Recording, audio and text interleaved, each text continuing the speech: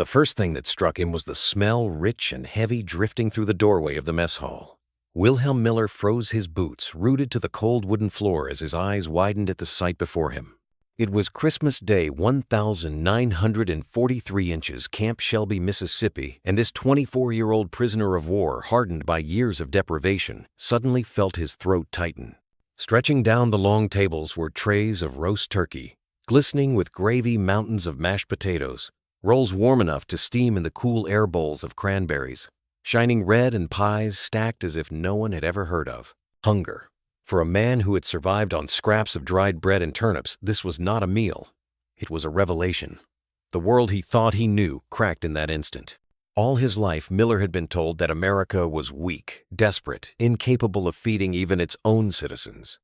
Yet here he stood, staring at food so abundant that guards tossed leftover bread into trash bins without a second thought. He bent down trembling to pick up half a discarded loaf, clutching it as though it were a holy relic. Tears blurred his eyes, not of joy, but of grief. His family in Dresden had not seen this much bread in a month. How could his enemies live with such excess, while his loved ones starved? In that moment, the war shifted from a battle of weapons to a battle of truth. If prisoners were given this feast, what did that say about the real strength of America? What else had been hidden? What else had been lied about? That Christmas dinner was more than a meal.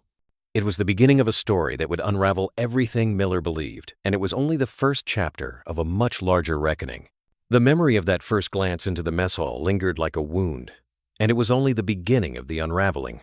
Wilhelm Miller's trembling hands holding that half loaf of bread set the tone for everything that followed.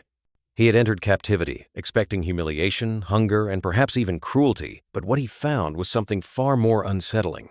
The abundance was not staged, not a fleeting illusion for Christmas Day alone. It became a daily confrontation with a reality he had been taught could not exist. Every meal carried with it a whisper that the war he believed in was already lost. Every plate of food became a mirror, reflecting the lies he had swallowed for years. And as the days passed after that shocking Christmas dinner, the uneasy realization settled deeper into his chest. America's power was not built on propaganda, but on something tangible, something he could taste and touch. Each morning in the camp began with breakfast that would have been unthinkable in Germany. There was bread, real wheat bread, not the rough black loaves made of fillers and acorns that he had choked down at the front. There was butter, smooth and golden, something his mother had rationed at home with trembling hands, measuring out no more than a spoonful each week. There were eggs, sometimes bacon, coffee brewed strong and dark. Miller sat among men who chewed slowly, suspicious at first, waiting for the trick to reveal itself, but the trick never came. Day after day, the meals remained plentiful. The guards treated it as routine, as if the casual abundance was nothing remarkable. For the prisoners, each bite was a torment of memory, reminding them of families far away who were shivering through a German winter with barely enough to survive. The contrast between what they saw and what they had been told gnawed at their minds. In Germany, radio broadcasts painted America as a land of chaos and hunger, a nation collapsing under the weight of strikes and rationing. They had believed it because belief was easier than doubt when surrounded by scarcity. But here in captivity, that fragile belief shattered. The Americans not only had food, they had so much, they wasted it. Miller watched a guard throw away an apple with a bruise, and his stomach twisted.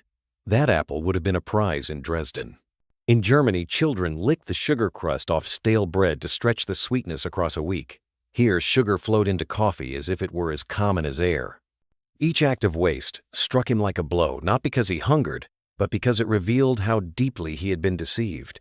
It was not just the food. The very buildings around him carried a message. The wooden barracks built for prisoners were warmer and sturdier than homes back in Saxony. The bunks had mattresses thin but real and blankets enough to keep the cold at bay. Even the kitchens where German prisoners were assigned to work revealed a scale of resources that bordered on the surreal.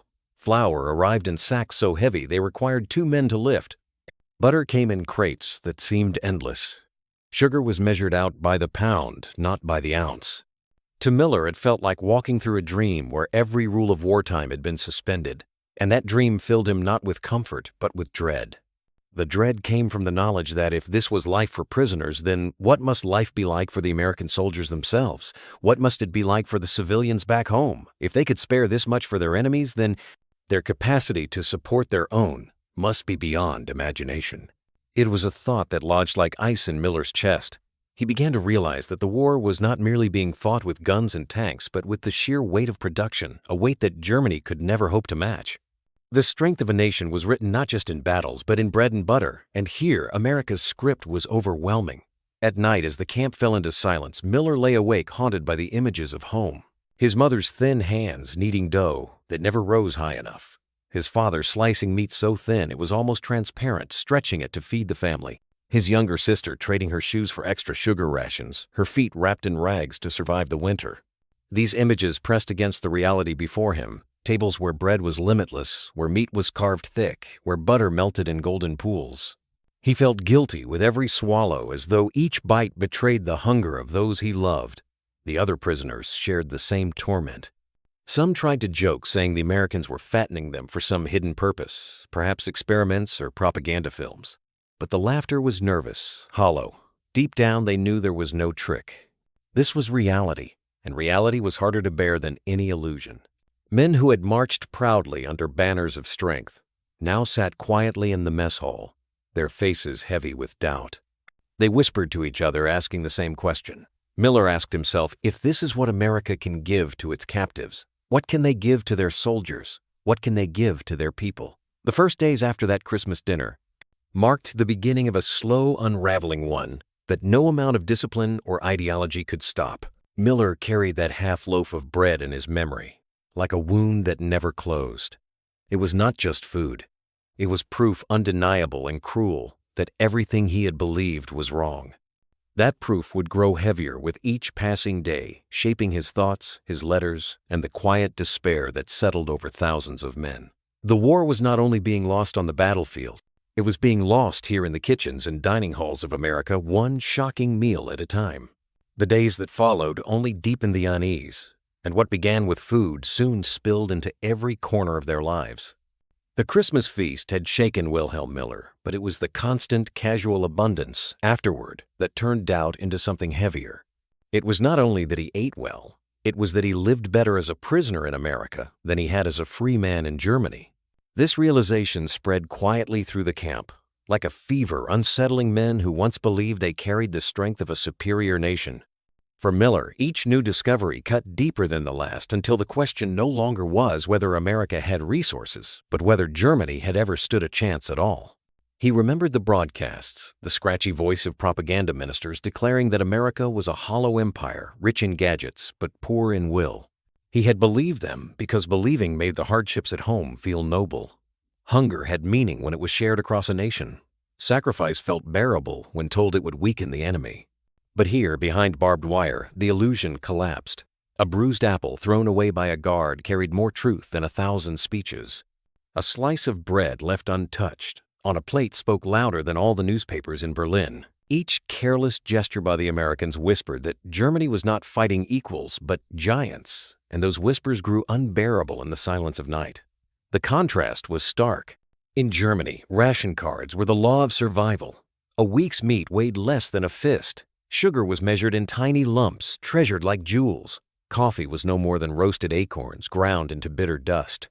Butter was a fading memory. At home, Miller's family rationed each meal with careful hands, stretching scraps into soups thin enough to shine at the bottom of a bowl. Here in captivity, butter slid from spoons in thick golden curls. Sugar-filled barrels, coffee steamed endlessly, meat was carved in generous slabs. The gulf between these two worlds felt so wide it could not be bridged. It left Miller with a hollow ache that no amount of food could fill. Letters became both a comfort and a torment. Many prisoners wrote to their families trying to describe what they saw without betraying too much. Some letters never left the camp unsent out of fear they would wound loved ones with the cruel contrast. Miller himself drafted words he could not finish. How could he tell his mother that her son, a prisoner of war, ate better than she did at home? How could he admit that in this strange land of enemies, he was healthier than he had been in years, while his father and sister grew weaker? Guilt pressed against his chest until writing became unbearable. To speak the truth felt like betrayal. To remain silent felt like cowardice. Around the camp, men argued in hushed voices, trying to explain away what their eyes could not deny. Some clung to the idea that this was a performance, a trick staged to break them. Others claimed the abundance was temporary, that soon shortages would come to America too.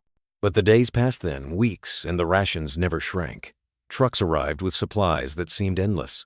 Warehouse doors opened to mountains of flour, sugar, coffee, and canned goods. The evidence was there in plain sight, and no argument could erase it. Slowly, resistance gave way to quiet acceptance, and with it came a gnawing fear. For Miller, the fear was not of America, but of what this meant for Germany. If the enemy could treat its prisoners with such casual generosity, what did that say about its soldiers in the field? What did that mean for the civilians back home, who still believed victory was possible? The truth was, merciless, Germany was starving not because war demanded it, but because it could not compete. It was a truth too heavy to speak aloud, so it settled in their bones, instead showing itself in tired eyes and heavy silences. At night, when the barracks grew still, Miller thought of his sister again, her thin frame wrapped in blankets that could never chase away the cold. He imagined her hands cracked from carrying buckets of coal, her stomach knotted from hunger. He pictured his father scraping the last bit of fat from a pan, saving it for days to come. These images collided with what he saw each day: guards tossing leftovers to pigs, bread growing stale on tables, potatoes discarded for being too small. The pain of that contrast was sharper than hunger itself. It was the pain of knowing his family starved while he lived in excess, and there was nothing he could do to change it. The more he saw, the clearer it became that this war was not about who had the stronger will or the fiercer soldier. It was about who had the resources to endure, and America had resources without end. The Christmas dinner had cracked the first layer of belief, but the days that followed shattered it completely. Every meal, every wasted crumb, every warehouse filled with food became another blow to the fragile faith that once sustained him. And as Miller sat silently in the mess hall, surrounded by men too heavy with thought to speak, he understood the cruelest truth of all: the war was no longer being lost on the battlefield. It had already been lost in the kitchens, in the storerooms, in the sheer weight of abundance that Germany could never match. What had begun with food soon extended far beyond the dining hall, and for Wilhelm Miller, the sense of unease only grew heavier. The abundance that first broke his trust in propaganda was not confined to meals alone. It showed itself in the very walls around him, in the blankets folded neatly on bunks in the medical care, available even to the enemy, and in the small daily details that made captivity in America feel more comfortable than life back home. This realization was not soothing. It was crushing. If the enemy could extend such care to prisoners, what hope was left for the families still struggling in Dresden or Frankfurt? The barracks where Miller slept were temporary structures, yet they seemed better built than the permanent houses of his childhood. The wood was fresh, the roofs sturdy, and though the winter nights in Mississippi could be damp and cold, the stoves kept the chill at bay. He ran his hand across the planks one evening, tracing the smooth grain of lumber that would have been considered luxury material in Germany. It struck him that so much timber had been cut simply for the housing of captured soldiers. Back home, people patched their windows with scraps of cloth and built furniture from salvaged boards. The very walls of his captivity whispered of resources his homeland could never match. Medical care revealed another cruel disparity. In the infirmary, prisoners were treated with antibiotics, proper anesthesia, and bandages so clean they seemed endless. Miller recalled comrades in North Africa who died of infections that might have been prevented with a single vial of medicine. Here, such supplies were given freely, without hesitation, even to those who had fought against America. He overheard one German doctor himself, a prisoner, marvel at the stock of sulfa drugs and surgical instruments. The Americans discarded half-used bottles of alcohol that would have been treasured like gold on the Eastern Front. For Miller, this was another reminder that what Germany called sacrifice was in truth deprivation born of weakness. Even daily hygiene exposed the imbalance. Soap, toothpaste, and razors appeared in packages distributed to the men, unremarkable to the guards, but astonishing to the prisoners. Miller remembered trading cigarettes for a scrap of soap in Tunisia, washing his face with muddy water, and rationing every crumb of cleanliness. Here, these items were given casually, as though endless. The small comforts stung him more than the grand feasts. They proved that what Germans considered rare luxuries were nothing more than necessities in America. And then there was the waste, the part that no prisoner could ever grow used to. Miller saw bruised fruit tossed into bins, vegetables rejected for being too small, potatoes discarded with skins thicker than what his mother once boiled for soup. One evening he stood near the kitchen and watched guards throw away food that could have fed an entire platoon. His chest tightened not from hunger but from the image of his family scraping together meals from potato peelings. He could not shake the bitter thought what was waste here would have been salvation at home. At first, men tried to explain it away. Perhaps they reasoned the Americans were staging a show hoping to break their morale with false abundance. But as weeks turned into months, the evidence piled too high to ignore. Trucks rolled in daily warehouses brimmed with supplies, and none of it seemed extraordinary to their captors. What the Germans witnessed was not performance, it was routine. The dread that followed was not about what they ate, but about what it revealed that America's strength was not fragile, not temporary, but deeply rooted in resources Germany could never equal.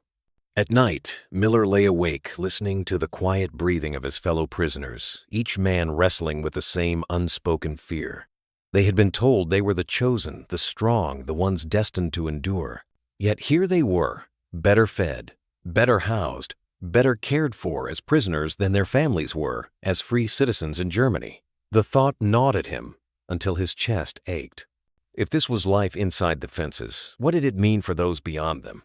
If the enemy's prisoners lived in such abundance, then perhaps Germany had already lost more than just the war. Perhaps it had lost its claim to strength, to dignity, to truth itself. The routines of the camp meant to be ordinary became unbearable reminders of disparity. Each blanket folded at night, each clean bandage wrapped around a wound, each bite of bread offered without measure, all of it pressed down on Miller's heart with the weight of betrayal. He could not look at the guards without thinking of his father's gaunt face, his sister's hollow eyes. He could not close his eyes without seeing the stark contrast between the world he lived in now and the one he had left behind. What began as disbelief had settled into a quiet, gnawing grief, the kind that made every day feel heavier than the last. And in that grief, Miller understood that captivity was not only a prison of fences and guards. It was a prison of truth, where every kindness revealed the lies that had built his world. What began as grief soon turned into a slow, painful transformation, and for Wilhelm Miller, the burden grew heavier each day. The barracks, the infirmary, the meals, all of them whispered truths that no one dared to say aloud. The contrast between Germany's starvation and America's abundance was no longer an isolated shock. It became a constant companion, forcing the prisoners to reckon with a reality they could neither escape nor deny. Some men clung to anger, others to denial, but the silence in the camp revealed the truth. Their hearts were changing, even if their words did not. At first, many prisoners comforted themselves with suspicion. They whispered that the Americans were fattening them for some hidden purpose, perhaps propaganda films or medical experiments. They laughed nervously at the idea, but the laughter carried fear. It was easier to believe in a trick than to accept the possibility that everything they had been told was a lie. Miller himself wanted to believe it. He wanted to believe that the bread piled high on the tables was an illusion, that the blankets folded neatly on the bunks were props in some elaborate theater. But every passing day chipped away at that hope. No theater could maintain such abundance for so long. The shift began quietly. Men who once muttered angrily about propaganda grew silent as they watched warehouses filled with flour, sugar, and canned goods. Skeptics fell quiet when trucks arrived again and again with deliveries that never ran short. Miller remembered one comrade, Otto Schultz, who had insisted for weeks that the supplies were staged. Then one morning, Schultz saw guards tossing turkey trimmings and stale bread into bins enough food to feed a company of soldiers. That night, Schultz wrote a letter to his wife he could never send, confessing that everything they had believed was wrong. His silence after that was louder than any denial. For Miller, the turning point came when he looked at himself in the mirror of the camp infirmary. His cheeks were fuller, his eyes brighter, his body no longer gaunt. He realized with dread that captivity had made him healthier than the battlefield ever had. The weight he gained was not just on his body, but on his conscience. How could he eat without shame, knowing his sister still went to bed hungry? His father still carved thin slices of meat to stretch through the week. Each pound gained felt like proof that Germany was crumbling, that its soldiers were being rebuilt by the very enemy they fought to destroy. Some prisoners tried to hold on to their old pride. They spoke of wonder weapons, of secret victories yet to come. They gathered in corners, whispering about the Führer's promises. But their words sounded hollow even to themselves. The sight of warehouses overflowing with food, the reality of medical care that healed their wounds faster than German hospitals could, the laughter of guards who seemed untouched by war, all of it drowned out the rhetoric. Ideology wilted in the face of evidence. Miller noticed the small changes first. Men who once scowled at American guards now lowered their eyes with uneasy respect. Prisoners who had once spoken only of home began asking questions about American life, about farms and factories, about how a nation could feed its people and its prisoners without fear of running out. The bitterness remained, but it was laced with something new curiosity. They were still enemies, but they were also witnesses, unwilling students in a classroom built of contradictions. At night, the silence of the barracks carried the weight of this transformation. Miller heard men sigh in their sleep, restless dreams turning into murmurs of disbelief. He lay awake, staring at the ceiling, wondering how long it would take before the truth was undeniable. He thought of the bread in his hands that first night, the tears in his eyes, the grief that had burned in his chest. That grief had not gone away, but it had changed. It was no longer just sadness for his family. It was sorrow for the shattering of a worldview, the loss of a belief that had once given him strength. By spring, the transformation was visible not only in their bodies, but in their behavior. Men who once refused to speak English began repeating words they overheard, practicing them quietly at night. Others began to write in journals not about German victory, but about the strange efficiency of American farms, the relentless productivity of factories, the way ordinary guards seemed unconcerned with shortages. Miller himself felt the shift, though he could not admit it aloud. The America he saw was not the weak, decadent nation described in speeches. It was something else, entirely, something stronger and more frightening than he could have imagined. The unraveling was complete, not in a single moment, but in 1,000 quiet realizations. The bread wasted in trash bins, the potatoes fed to pigs, the blankets folded neatly at night, the bandages discarded without care, all of it chipped away at the men, until they no longer needed to be convinced. They knew. And in that knowledge came a sorrow deeper than hunger, a recognition that the war they fought had already been lost in the quiet abundance of their captivity. For Miller, the heaviest burden was not the fences or the guards. It was the truth pressing down on him with every bite of food, every step on clean wooden floors, every glance at a world he had been told could not exist. By the time the second Christmas in captivity approached, the weight of those daily realizations had already settled deep into Wilhelm Miller's heart. The first Christmas dinner had cracked his certainty. The months that followed had hollowed out his defenses. And now, as December 1944 drew near, the dread became impossible to ignore. If the Americans could treat prisoners with such abundance in the midst of war, what would they do for their own soldiers? What could this mean for Germany's future? These questions hung in the air, unspoken but heavy, as the prisoners braced for another holiday they feared would confirm the truth they no longer wished to face. The supplies began to arrive in early December, truck after truck carrying turkeys, cranberries, flour, sugar, butter, and vegetables in staggering amounts. Miller stood with others at the edge of the yard, watching the quartermaster's deliveries pile up. A murmur spread among the men. This could not be real, not in the middle of the Battle of the Bulge, not when Germany's last desperate offensive raged across Europe. Some clung to denial, whispering that this display was staged, that the food must be meant for soldiers elsewhere. But deep down, even the most loyal men knew the truth. America's strength was not shaken by battles. It was measured in the quiet certainty of warehouses that never emptied. On Christmas Eve, the camp mess hall transformed again.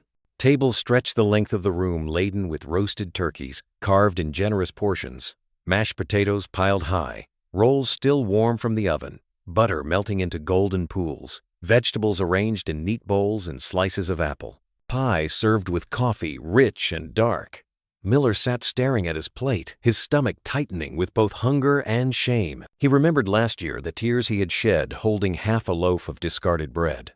This year, the tears threatened again, not from surprise, but from recognition. This was not a trick.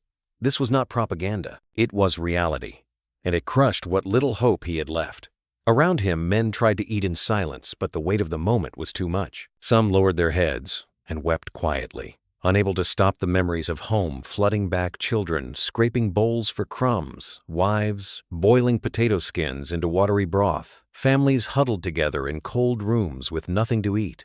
The contrast was unbearable. Here in captivity, they ate better than their generals, better than their families, better than they themselves had known since before the war. The food on their plates was more than nourishment. It was a verdict.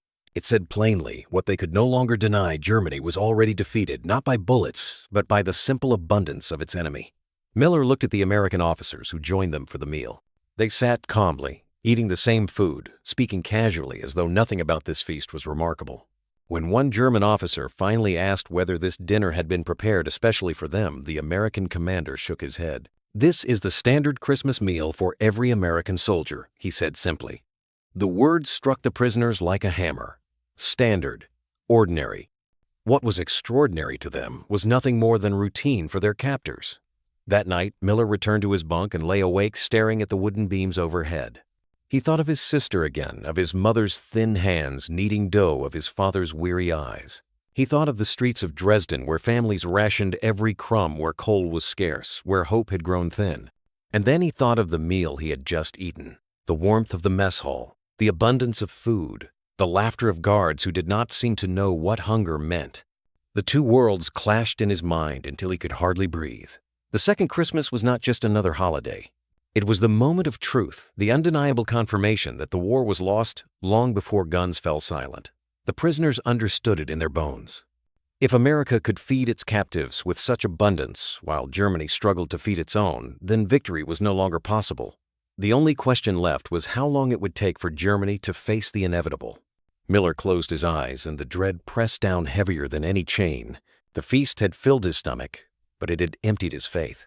He no longer clung to the lies he once believed. He knew with the quiet sorrow of a man who has seen too much that his world had already ended, not in the thunder of battle, but in the silent truth of a Christmas table that overflowed with food. The second Christmas had left no room for denial, and as the new year of 1945 unfolded, Wilhelm Miller felt the change in the air around him. The feast had confirmed what so many had already suspected: Germany was fighting a war it could not win. With that realization came a shift, subtle at first, but unmistakable. The prisoners, once bound tightly to their old beliefs, began to loosen their grip. Where silence had once filled the barracks, now questions surfaced. Where suspicion had once guarded their pride, now curiosity began to seep through the cracks. It was not comfort they felt, nor admiration, but an uneasy recognition that they were standing in the shadow of something larger than themselves. Miller noticed it in the way men lingered after meals, their conversations no longer about imagined German victories, but about how the Americans managed to produce so much, how their farms and factories worked, how their supply lines stretched across the world without breaking. Some of the younger prisoners asked to join English classes, their voices hesitant, as if ashamed of their interest. Others volunteered for work details on American farms or in local factories, drawn not only by the chance to escape monotony, but by a hunger to understand. Miller himself resisted at first, but the seed of curiosity grew each time he watched guards discard food that would have sustained a family for weeks. He began to wonder what kind of society could afford such carelessness and still prosper.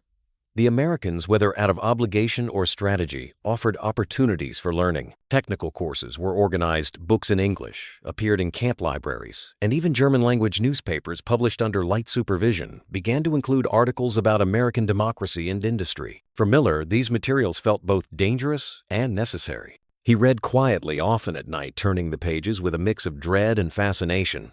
The words did not match what he had been taught. This society that had been painted as chaotic, undisciplined, and weak seemed instead to function with a strange kind of order, not forced, but chosen. It was unsettling, like seeing the world upside down and realizing it was right all along. Conversations with fellow prisoners revealed similar struggles. Otto Schultz, who once swore that American abundance was a staged show, now admitted in whispers that he wanted to learn more about American agricultural machines. Another, a schoolteacher from Bavaria, began holding small study groups about American history. The sessions were cautious, almost secretive, but men gathered anyway, drawn by something they could not resist. They spoke in low voices, weighed down by guilt, as if each word was an act of betrayal. Yet the need to know, to understand the enemy, who had broken their certainties, grew stronger each day. Miller found himself caught between shame and necessity. He thought often of his family still clinging to the belief that Germany could triumph. He imagined the shock on his father's face if he admitted what he now suspected, that the strength of America was not a lie, but a reality too vast to deny. And yet, when he stood in the fields on work detail, watching American farmers operate machines that harvested in hours what would have taken German villages days, he could no longer silence the truth.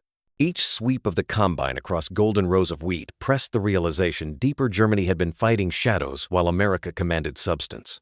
The transformation was not joyful. It was heavy with sorrow, like watching a house collapse while standing inside. The prisoners were not embracing a new world eagerly.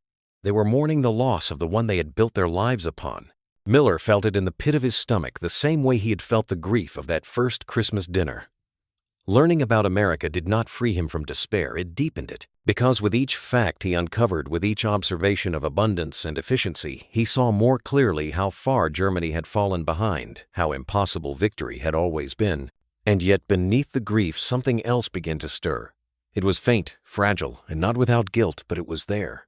It was the thought that perhaps survival meant more than blind loyalty, that perhaps there was something to be gained from understanding what had once been despised. Miller did not dare speak it aloud, but in the silence of night, as he turned over new English words in his mind or traced diagrams of machines in a borrowed book, he began to see a glimmer of another path. The abundance that once tormented him now beckoned with uneasy promise, whispering that there might be life beyond despair if only he had the courage to face it. By spring, the camp was no longer just a prison. It had become an unwilling classroom, and Miller, like so many others, found himself a reluctant student. The fences still stood, the guards still patrolled, but the true captivity was not of bodies, it was of the mind. And slowly, painfully, the prisoners were learning how to break free from that, even as the lessons filled them with both sorrow and dread. By the time spring turned to summer, Wilhelm Miller could feel that he and the men around him were no longer the same soldiers who had marched into captivity months before.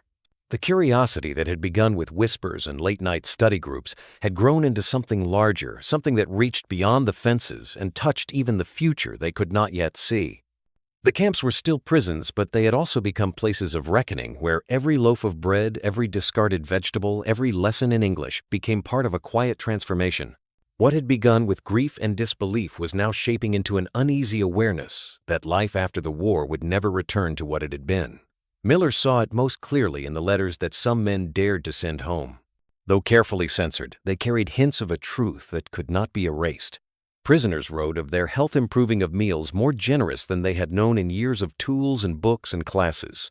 Even stripped of detail, the letters conveyed what could not be hidden, that captivity in America offered more dignity than freedom in Germany. Miller himself struggled to put pen to paper, haunted by the thought of his family's suffering. How could he describe the abundance around him without wounding them further? How could he admit that he had grown stronger even as they grew weaker? The silence between words was often more painful than the words themselves. Some prisoners dreamed openly of what might come after. They spoke of bringing American farming methods back to their villages, of using industrial techniques they had witnessed to rebuild factories, of shaping schools that might teach not just obedience, but knowledge. These conversations carried both hope and sorrow. Hope because they revealed the possibility of a different Germany, one that might learn from its enemy. Sorrow because such thoughts felt like betrayal, a quiet acceptance that the old Germany was gone, destroyed not only by bombs, but by the weight of its own illusions. Miller felt the conflict tear at him daily. He still saw himself as a soldier bound by loyalty to his homeland, yet he could not deny the evidence of his own eyes. America's strength was not temporary, nor was it built on lies.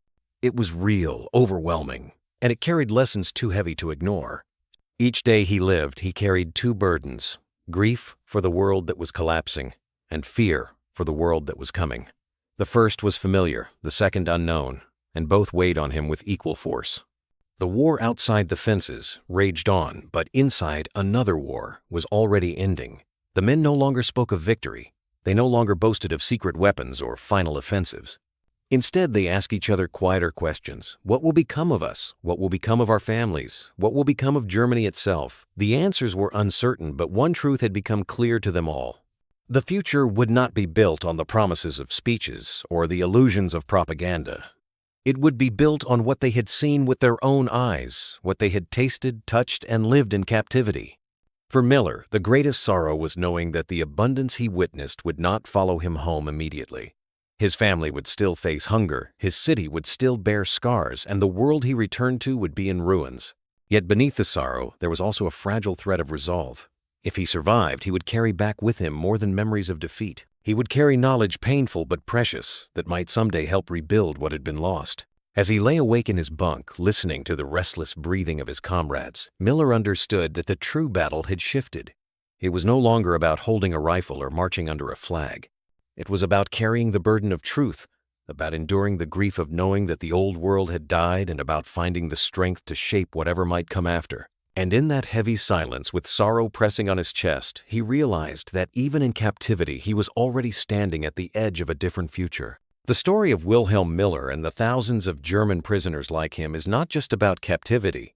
It is about the slow unraveling of belief, the heavy sorrow of realizing that everything you trusted was built on lies, and the painful recognition that truth can break a man more deeply than chains. From the first Christmas dinner in 1943 to the abundance of 1944, each meal, each discarded crumb became a weapon sharper than any blade, cutting through illusions and forcing men to face a reality they could not escape. Yet within that despair there were seeds of change, knowledge lessons, and glimpses of another way of life that would quietly shape the rebuilding of a nation. But what do you think? If you were in Miller's place, would you cling to the old beliefs or open your eyes to what stood before you? Drop your thoughts in the comments, because this is not just history, it's a mirror for all of us today. And stay with us, because the journey does not end here. What happened after the war, when these men carried their memories back to a broken Germany, is a story you won't want to miss.